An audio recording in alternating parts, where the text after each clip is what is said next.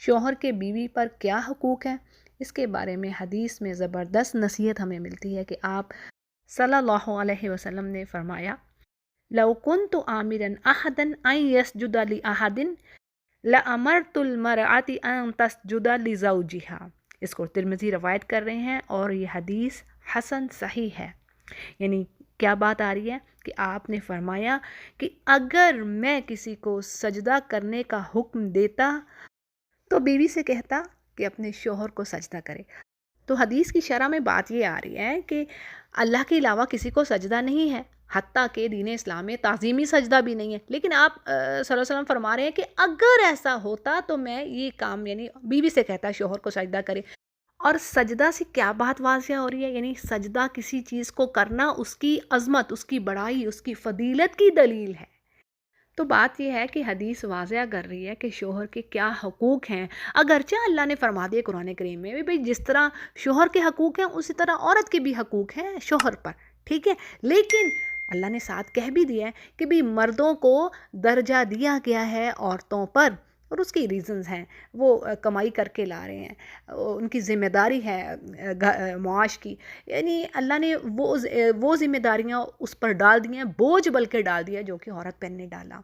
تو یہ ایک طرح سے عورت کے حق میں ہی بات بہتر ہے، لیکن اللہ نے فرما دیا کہ اللہ نے ان کو قوام بنایا ہے۔ اسی طرح ایک اور حدیث ہے جس سے بڑی ہی خوبصورت بات پتہ چل رہی ہے کہ آپ صلی اللہ علیہ وسلم نے فرمایا کہ اگر کوئی عورت مر جاتی ہے اور اس کا شوہر اس سے راضی ہے وَزَوْجُهَا عَنْهَا رَاضٍ دَخَلَتِ الْجَنَّةِ، تو وہ جنتی ہے، یعنی جس کا شوہر اس سے راضی ہے اور اس کو اس حالت میں موت آ گئی تو وہ جنتی عورت ہے۔ اس کو ترمذی روایت کر رہے ہیں اور یہ حدیث حسن ہے۔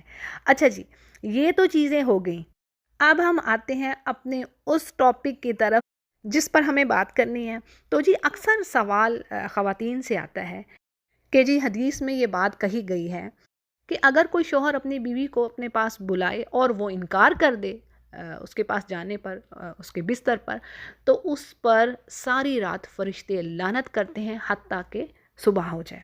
تو اس پر بات یہ ہے کہ حدیث تو یہ صحیح ہے، مسلم اس کو روایت کرتے ہیں اور اس کے الفاظ ہیں اذا دعا رجل امرأته الى فراشی فلم تأته فبات غضبان علیها لعنتها الملائکۃ حتی تصبح، یعنی جب کوئی شوہر اپنی بیوی کو بلاتا ہے اپنے بستر پر اور وہ نہیں آتی اور وہ ناراض ہو جاتا ہے تو فرشتے ساری رات اس پر، عورت پر لعنت کرتے ہیں حتیٰ کہ صبح ہو جائے۔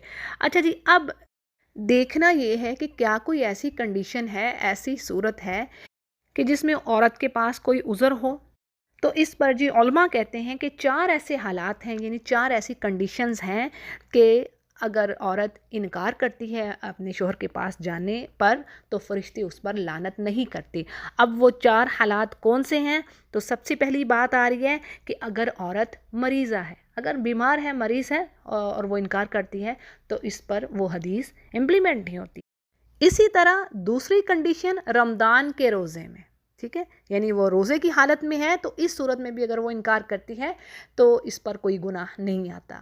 اور اسی طرح شیخ کہہ رہے ہیں کہ ایون شعبان کے روزے میں بھی، یعنی اگر وہ اپنے قضا روزوں کو پورا کر رہی ہے تو اس وقت بھی یہ چیز امپلیمنٹ نہیں ہوتی، یعنی وہ گنہگار نہیں ہوگی، ٹھیک ہے جی۔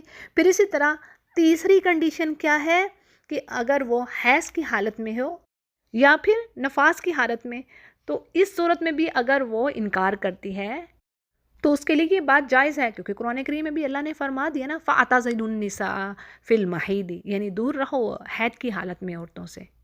پھر اسی طرح چوتھی حالت کیا ہے کہ عورت اگر احرام پہنے ہوئے ہے، یعنی حج کے لیے یا عمرہ کے لیے حالت احرام میں ہے تو شوہر اس کو اگر بلاتا ہے تو وہ بالکل انکار کرے، اور ایسا کرنا ویسے بھی حرام ہے احرام کی حالت میں۔